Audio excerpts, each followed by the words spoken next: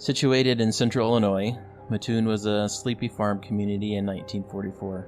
With a population of about 16,000, the town thrived on agriculture and wartime industry. Surely no one expected anything unusual to happen there. But something very unusual did happen there. Starting in September 1944, for 2 weeks, citizens in this sleepy town came under attack of a mysterious phantom in black called the Mad Gasser. 1944 was a tumultuous year. The balance of the war had shifted to the Allies, and World War II would soon be coming to an end. D-Day had been a resounding loss for the Germans, and news outlets were reporting that in retaliation, Nazi forces may be planning gas attacks on American soil. Then, in September 1944, as summer faded into fall, there was a series of terrifying attacks in Mattoon where over 24 ordinary citizens became victims to noxious gas attacks in their own homes. All victims reported strange odors and strange symptoms, such as nausea and temporary paralysis. Citizens were gripped in fear. Was it Nazis? Was it a crazed lunatic? Was it a phantom?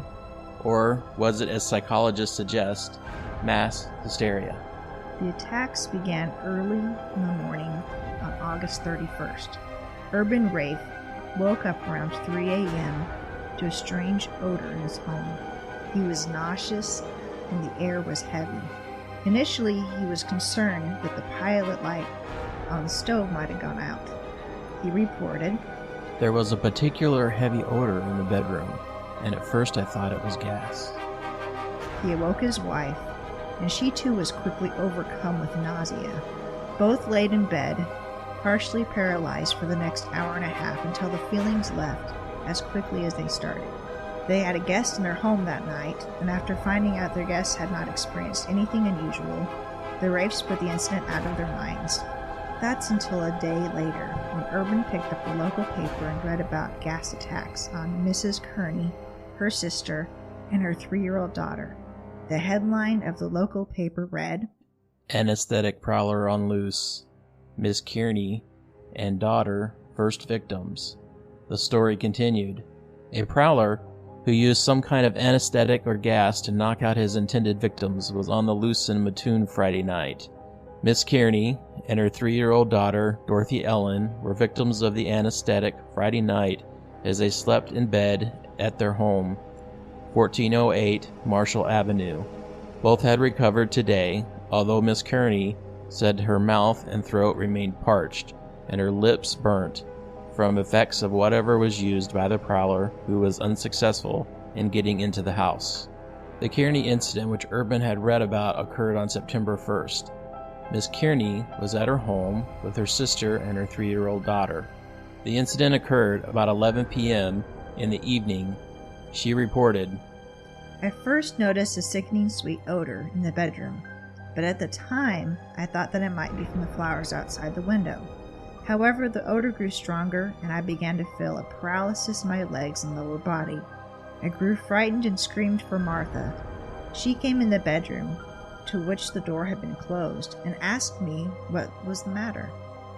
I told her the sensation I had, but I was unable to move." Her sister called the police from a neighbor's home, as she too had noted a noxious odor. By the time the police arrived, the incident had ended. The smell was gone, and Miss Kearney had recovered. The Kearneys' brush with death would not be over after the authorities left. Later that evening, Mr. Kearney arrived home late from his job as a taxi driver, and found what he thought was a peeper outside a window of their home. He chased the lurker, but was unable to catch him. The police were called for the second time that night, and Mr. Kearney described the prowler as a tall man dressed in dark clothing with a tight-fitting cap. He was not aware of the evening's prior happenings. The Kearneys left their home for the night and slept at a friend's house. The newspaper quickly got a hold of the story of the frightening attack, and soon Urban was reading about it. The paper speculated wildly that an attacker had used either chloroform or ether, or possibly a combination of the two, and was spraying the gas into the rooms of the sleeping victims.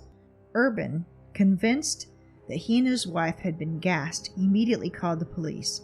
The local authorities arrived and investigated the Raef household, but found no lingering smells or gas or any other evidence. The police, who originally thought the attack on Miss Kearney had been a failed burglary, were forced to scrap their theory when none of the other attacks fit the hypothesis.